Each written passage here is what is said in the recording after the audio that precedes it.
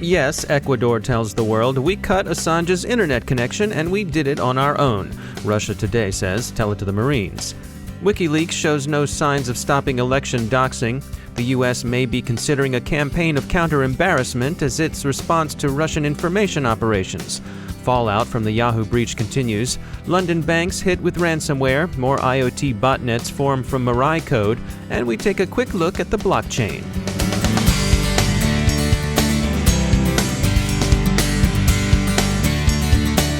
Time for a word from our sponsor, E8 Security, and let me ask you a question.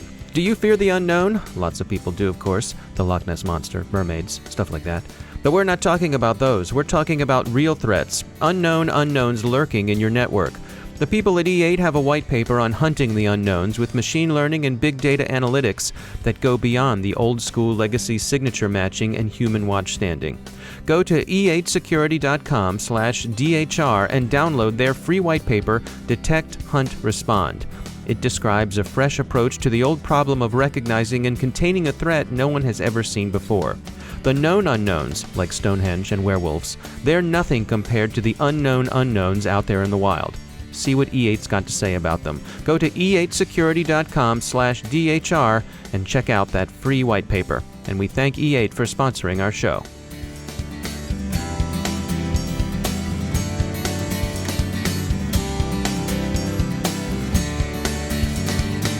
I'm Dave Bittner in Baltimore with your CyberWire summary for Wednesday, October 19th, 2016. Ecuador's government has issued a communique on Julian Assange's internet outage. They say they did it, and on their own, not in response to any external pressure, because Assange was using their London embassy and its internet connectivity to interfere with another country's election. That other country, of course, is the United States. That explanation seems about right. No responsible foreign ministry wants its embassies used for virtual filibustering. But Russia Today isn't buying it and trots out an interview with a disaffected U.S. Foreign Service type to argue on the basis of a priori possibility that the U.S. hacked the connection. Ecuador notes that it continues to extend Assange asylum and that they've not interfered at all with WikiLeaks. The U.S. response to what it unequivocally calls Russian cyber operations against the U.S. remains unclear. Assange's internet disruption probably wasn't it, certainly not all of it, especially since the U.S. promised to send a message that couldn't be missed. Speculation centers on the possibility of a Panama Papers-like release of documents embarrassing to Russian President Putin. And a story that broke this morning is still developing. Czech authorities announced they've arrested a Russian man in connection with cyber attacks against U.S. targets. The Czechs collared the unnamed Russian national on October 5th, but for what they're calling tactical reasons, held the announcement. He's expected to face extradition to the U.S., which is said to have helped the Czechs identify him. Twitter commentary tends to think that whatever the man is alleged to have done, it may not have included hacking the Democratic National Committee. Fallout from the very large Yahoo breach continues, and the state of Verizon's acquisition of Yahoo's core assets remains very much up in the air as Verizon deems the breach material to the acquisition. Our guest Kevin Bocek from Venafi spoke with us about some of the encryption issues surrounding the Yahoo breach. What we found is that state of chaos, which indicates that Yahoo just was not prepared to deal with the amount of encrypted traffic, which likely let the bad guys get the data out. And still are in a state of unpreparedness, and especially compared to others like Google. All right. Well, I mean, chaos is certainly a strong word. Can you dig in and tell us what made you come to that conclusion? Yeah, well, when we took a look at what organizations are supposed to be doing right now, things like having MD5 digital certificates that can essentially be conjured up out of thin air using Amazon Web Services for not much money. Well, Yahoo is still using on live systems those types of digital certificates. Again, that can basically be conjured up, and an attacker could now look like Yahoo. That's really, really poor security. And of course, the state of the art is well beyond that. Not only were they using MD5 certificates, but they also were still using SHA-1 certificates. Those are certificates. You probably know that in January of 2017, browsers are going to say sites using them are insecure. So if we use Yahoo as our example of what not to do, what are the lessons learned here? What are things that organizations should be doing to make sure that in terms of their encryption security, they're where they need to be? First of all, they need to know what they're using. They need to know what type of digital certificates they're using throughout their network out to the cloud. Next, of course, once you understand what you're using, you're going to understand and be able to triage what you need to replace. Things like SHA-1 need to be transitioned immediately because very shortly your customers, your partners, even your employees are going to receive errors on websites saying that they are insecure. And then ultimately what you want to get to a state is automating. So automating the replacement, much like Google has, because now all your security systems, so your firewall, your IPS, IDS, and other security systems that need to look inside of encrypted traffic can do so. And that's something that's really, really important these days. As we add more and more encryption, we have to be able to know what is our good encryption and then where are the bad guys trying to hide, because they're using encryption of their own and turning it against us. And if we're blind, much like it appears Yahoo was, we can see what the consequences can be. That's Kevin Bocek from Venafi. Financial institutions in London are sustaining a significant ransomware campaign. Worldwide, the prevailing strain of ransomware circulating by email remains Locky. Flashpoint and other security companies following the fate and effect of the widely distributed Mirai IoT botnet source code continue to watch it proliferate. Criminals are using it to herd bots around the world. Expect more targeted distributed denial of service to emerge from the Internet of Things. We spent Monday evening at the Blockchain Tech Talks hosted by Novetta at the Jailbreak Brewing Company in Laurel, Maryland.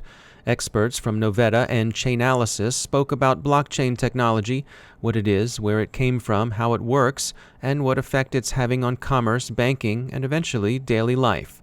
Novetta's Peter Mueller, a self-admitted Bitcoin enthusiast, discussed the technical principle behind blockchain, strengths and weaknesses, and its most famous and successful application thus far, Bitcoin.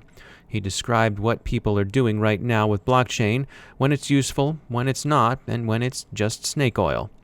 It's fair to say that Mueller definitely doesn't think it's snake oil. He explained how Bitcoin's blockchain was an unalterable, append-only, distributed ledger, and that this technology lent Bitcoin transactions both security and transparency.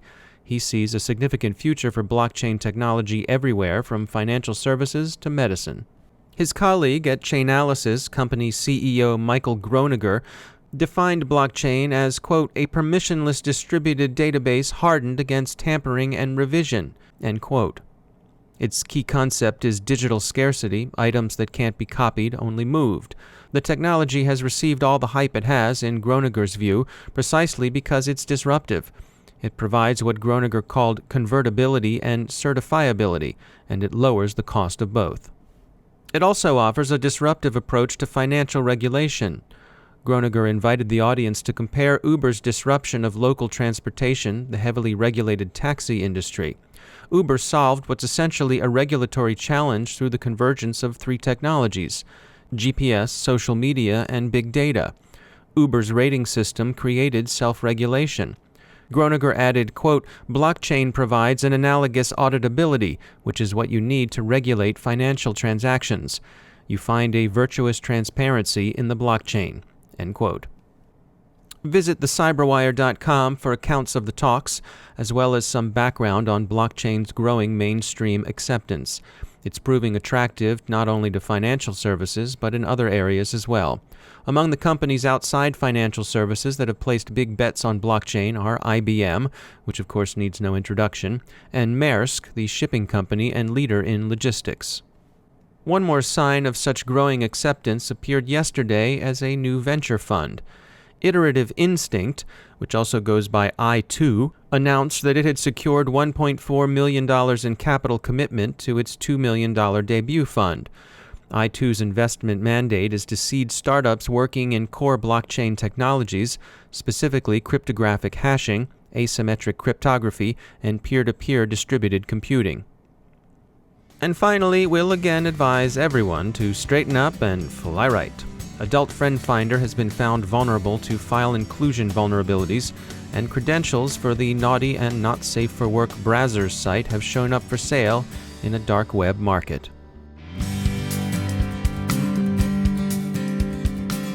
Time for a message from our sponsor, clearedjobs.net. If you're a cybersecurity professional and you're looking for a career opportunity, you need to check out the free Cyber Job Fair on the first day of Cyber Maryland, Thursday, October 20th at the Baltimore Hilton, hosted by clearedjobs.net. They're a veteran-owned specialist at matching security professionals with rewarding careers. The Cyber Job Fair is open to all cybersecurity professionals, both cleared and non-cleared. It's open to college students in cybersecurity programs, too. You'll connect face-to-face with over 30 employers like Swift, DISA, and the Los Alamos National Laboratory. You can also tune up your resume and get some career coaching, all of it's free, from career expert and Air Force veteran Patra Frame. To learn more, visit clearedjobs.net and click Job Fairs in the main menu. Remember, that's clearedjobs.net, and we'll see you in downtown Baltimore. And we thank clearedjobs.net for sponsoring our show.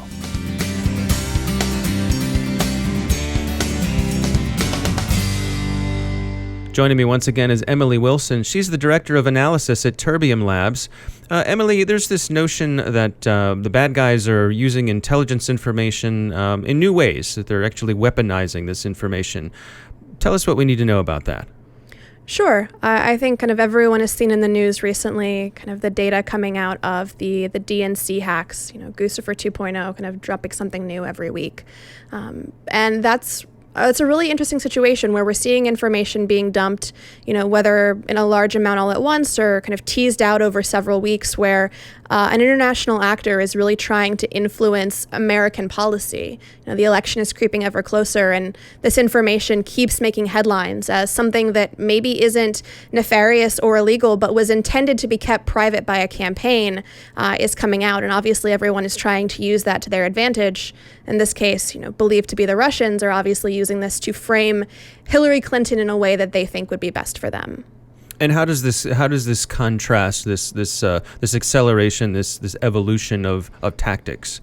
Sure. I mean, when you tend to think of information dumps, you think of something that is done perhaps for sale, for financial gain. I have, this powerful client list, I'll sell you the rest of it, or for vandalism to make someone look bad. For example, coming out of Brazil as we head into the Olympics, seeing information that's around the government, whether kind of government-owned organizations or kind of government police forces, and these Brazilians are using this information to kind of highlight what they believe to be terrible actions and terrible overreach by the government, ignoring the problems at home.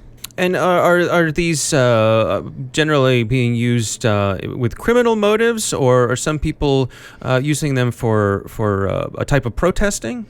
Sure. In some cases, there is a level of criminality to it, right? Anytime that you are advertising stolen information for sale or kind of just because that is illegal. But protests do tend to gain speed online, especially when you're looking at a group like Anonymous. If Anonymous says, okay, Operation Icarus, let's target the banks, there are people who are going to jump on that bandwagon and go after a bank just because they want to be a part of the broader protest of the international financial system. So is this a trend that you all expect to continue? Absolutely. The election is getting closer by the day. And in addition to these larger breaches, we're seeing a number of smaller breaches that just aren't making the news. For example, even dating back to kind of Super Tuesday, seeing dumps of GOP delegates from a Western state and their personal information, or, contact lists for candidates being dumped. And we believe that kind of vandalism, frankly, whether or not it's internationally based, is going to continue to appear as we kind of move through the election cycle and, frankly, through to the inauguration. All right, Emily Wilson, thanks for joining us. And that's the CyberWire. Thanks to our sponsors for making the CyberWire possible. The CyberWire podcast is produced by Pratt Street Media. Our editor is John Petrick. Our social media editor is Jennifer Iben. And our technical editor is Chris Russell. Our executive editor is Peter Kilpie. And I'm Dave Bittner. Thanks for listening.